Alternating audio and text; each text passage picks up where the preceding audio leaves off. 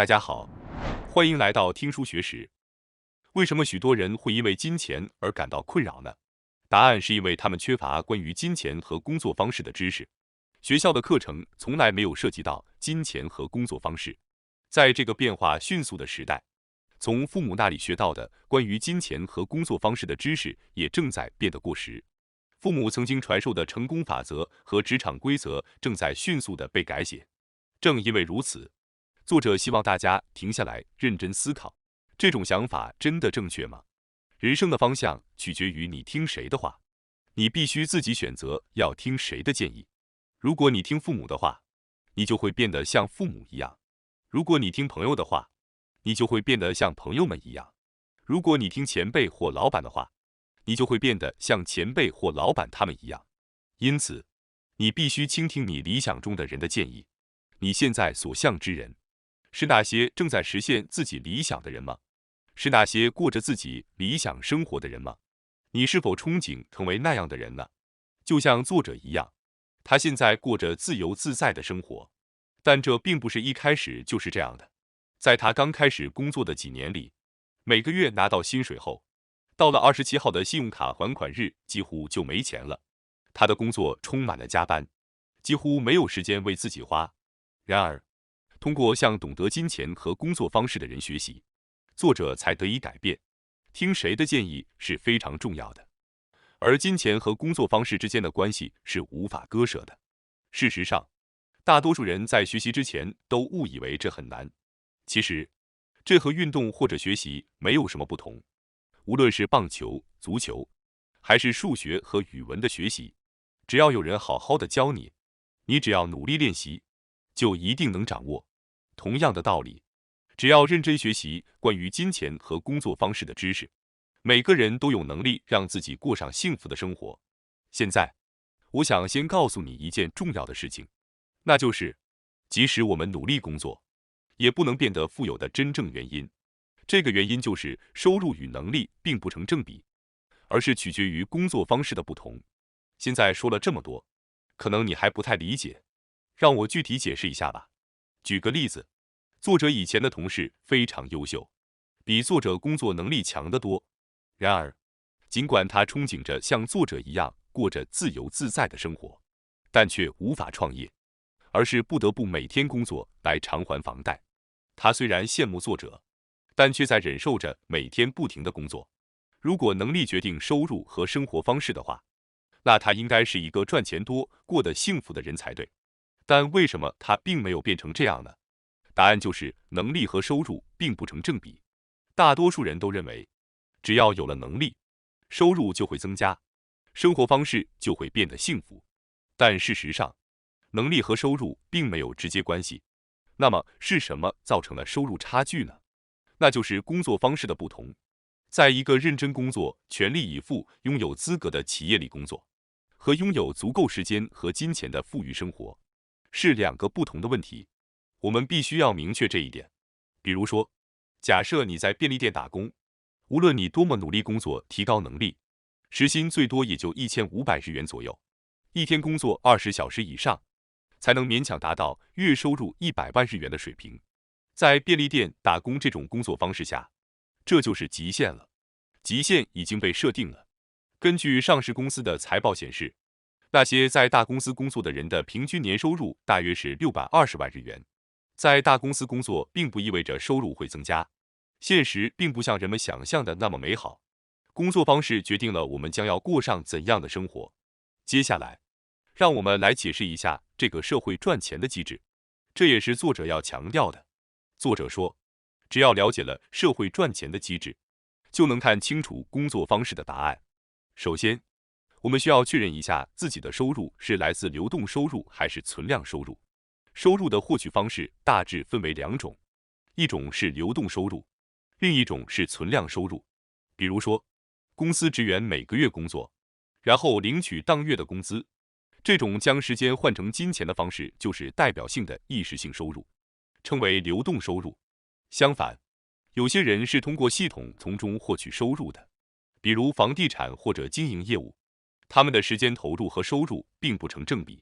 在建立起系统之前，他们更多的是努力工作，将时间先行投入，然后后续持续获取收入的方式，则被称为存量收入。流动收入和存量收入的典型例子有：流动收入是普通人领取的工资，而存量收入则包括股票分红、房地产租金收入、业务系统带来的持续性收入等。但是许多人只有流动收入，作者曾经也是如此，他们完全依赖公司的工资来维持生计，他们的流动性收入只能维持当下，因为他们将时间换成金钱在工作，所以永远也无法获得时间上的自由。相反，许多经济自由的人都在努力追求存量收入，因为存量收入没有上限，而且即使不进行主动工作也能获得收入，所以更容易产生时间上的余裕。总的来说，如果你想要过上富有且自由的生活，就不能依赖流动收入，而是要努力创造存量收入。这也与《富爸爸穷爸爸》中提到的4大象限的概念有关。作者强调，如果我们不了解现金流象限这个工作方式的机制，就会陷入困境。让我们来谈谈我们的工作方式，它主要可以分为以下4种。第一种是雇员，即员工；第二种是自我雇佣者；第三种是企业家，即拥有企业的业主；第四种是投资者，即投资家。这4种方式被称为现金流象限，每一种方式都有不同的工作特点。首先，雇员的特点是大多数人都有过的工作方式，关注时间和收入，长时间工作是获得更多收入的手段。接下来是自我雇佣者，像律师、医生这样的独立专业人士也属于这个范畴。他们的特点是时间和销售收入支撑着他们。他们首先将时间转化为销售收入，然后从中获取收入。即使销售额再大，如果利润很低，他们也无法获得收入。所以他们需要考虑提高销售额的同时，进一步提高收入。因此，他们成为了最忙碌的象限。企业家的特点是将时间用于构建体系。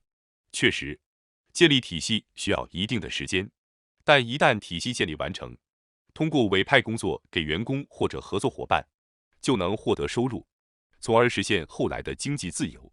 最后一个是投资家，投资家的特点是将钱变成体系，这是一种让钱为你工作的方式，因此能够更容易获得时间上的自由。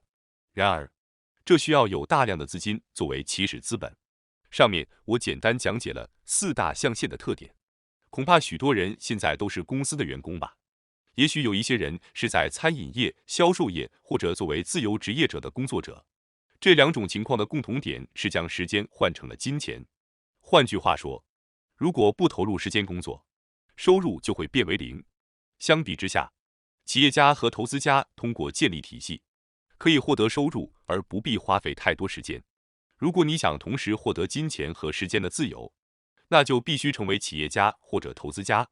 作者建议，因为如果你想成为经济自由的人，首先成为企业家，然后再利用所获得的收入进行投资，这是最现实的方法。接下来，让我们来具体解释一下如何从金钱和时间中获得自由的方法吧。很多人都想要达到经济自由，拥有金钱和时间的自由，过上富足的生活，但是很多人不知道该从何处入手。首先，我们先来明确一下，什么是经济自由？经济自由是什么？它指的是存量收入超过日常生活费用，不再依赖劳动收入就能维持生活。举个例子，如果一个人每月需要20万日元才能维持生活，那么存量收入超过每月20万日元的人，就算达到了经济自由。比如，通过股息或者房租收入超过了20万日元的人，已经达到了经济自由。这样的人至少在工作方面已经不再为了生活而工作了。首先，我们需要追求经济自由，以实现自由的人生。那么，为了达到经济自由，我们需要做些什么呢？答案很简单，减少支出，增加收入，建立资产。只要执行这3项措施，就能够实现经济自由和自由的人生。听到这些，或许会觉得减少支出、增加收入、建立资产这些话听起来太过于普通，甚至觉得这不过是废话一通。然而，自从人类历史上开始有了钱财的概念，能够致富的方法也只有这3个而已。世上并不存在一种轻而易举的方法，让每个人都能迅速致富。如果有这样的方法，那么世界上每个人都已经是富翁了。减少支出、增加收入、建立资产，这3个基本原则却是万古不变的真理。如果我们能够坚持不懈地执行这些基本原则，我们是有可能实现经济自由的。然而，由于许多人的财务素养不高，他们往往无法做到减少支出、增加收入和建立资产，因此他们无法成为富人。想要成为富人，只需要彻底执行这3个原则。下面，让我们来具体解释一下每一个原则。首先是减少支出。减少支出其实就是一句话：停止浪费。财务素养低的人往往会轻易的花钱，他们会因为一时心血来潮而购买不需要的东西。此外，他们还会因为听说可以节税或者保险和房地产投资等原因而购买不必要的东西。这样做只会让你一贫如洗。而财务素养高的人则会理智的使用金钱，即使是在打折季，他们也不会仅仅因为价格便宜而去购买东西。相反，对于高质量有价值的东西，他们愿意支付更多的金钱。通过重新审视减少支出就是停止浪费这一原则，我们会发现生活中存在着各种各样的浪费现象。如果房租太高，那就得好好检讨一下了，这可不是小数目。如果你不需要用车却拥有一辆，那不如考虑一下共享租赁汽车。停止浪费支出，减少开销，这是成为富人的可靠途径。虽然努力不一定能让每个人的薪水都上涨，但减少支出，避免浪费，却是每个人都可以做到的。所以，我们首先要从减少支出开始，这是我们的第一步。希望大家都能认真思考一下，看看自己的生活中是否有不必要的花费。接下来，我们可以深入讨论一下如何增加收入了。想要增加收入，转职或者进修学校都是行之有效的方法。有时候，我们可能会误以为市场对自己的评价不高，但实际上情况可能并非如此。如果你觉得自己难以直接做到这一点，那么首先尝试咨询一下转职代理人吧。例如，如果你擅长 Excel， 那么你的收入就会增加。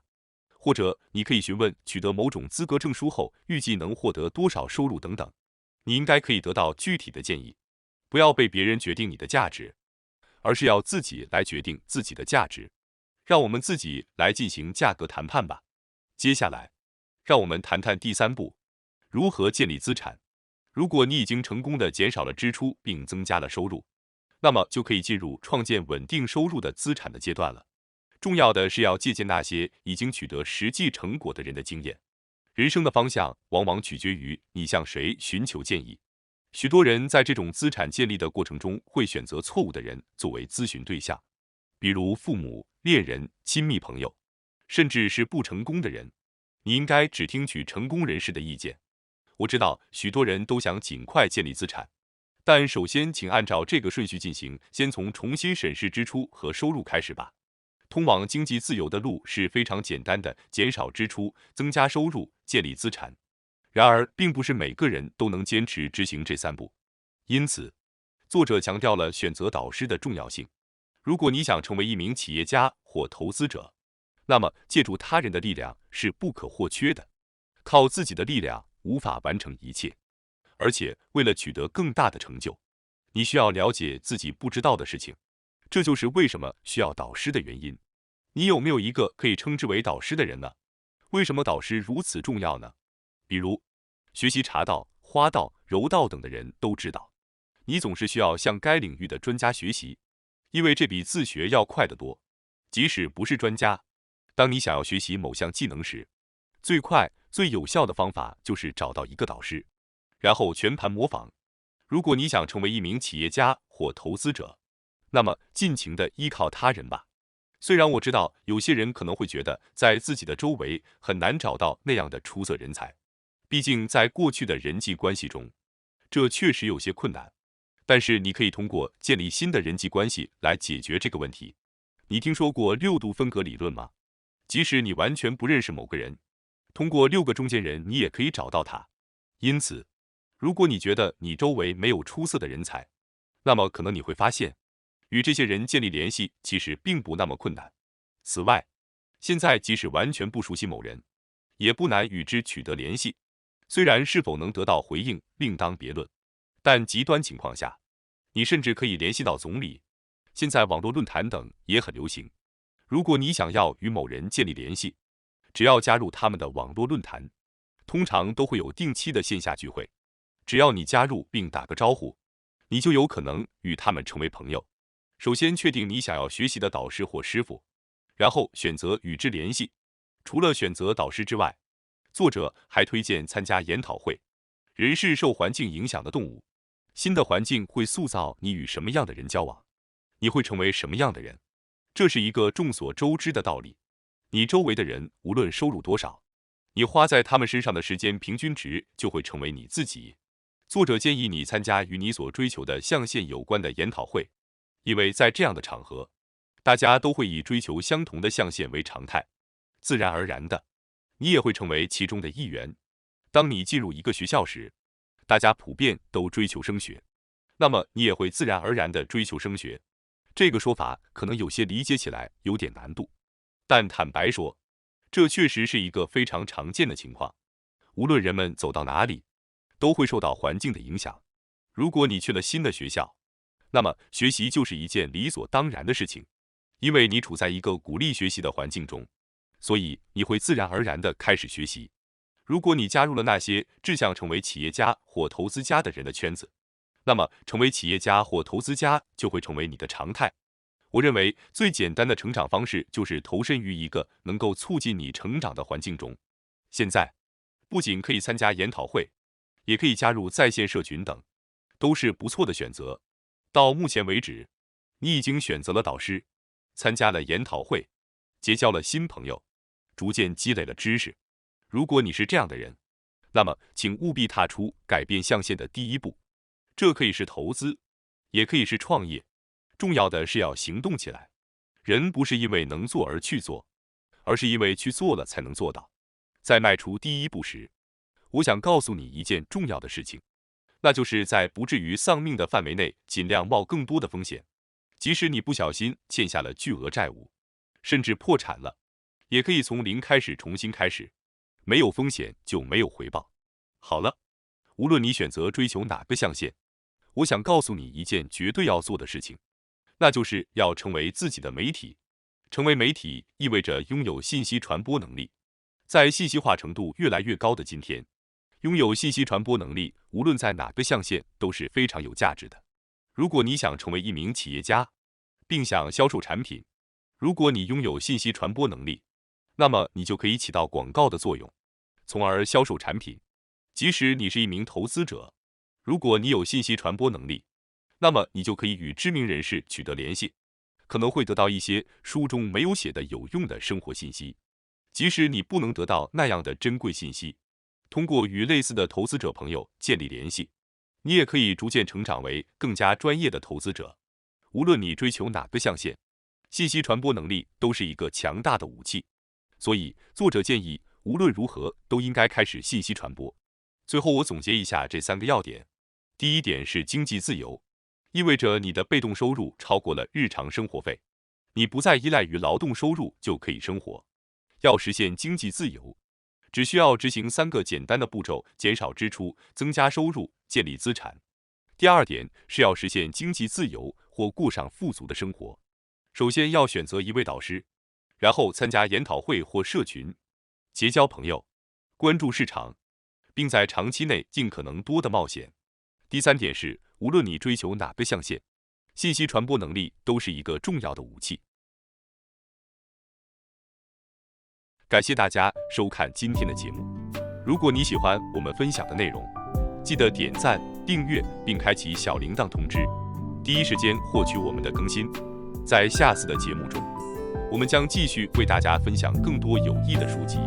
再次感谢大家的支持，我们下期再见。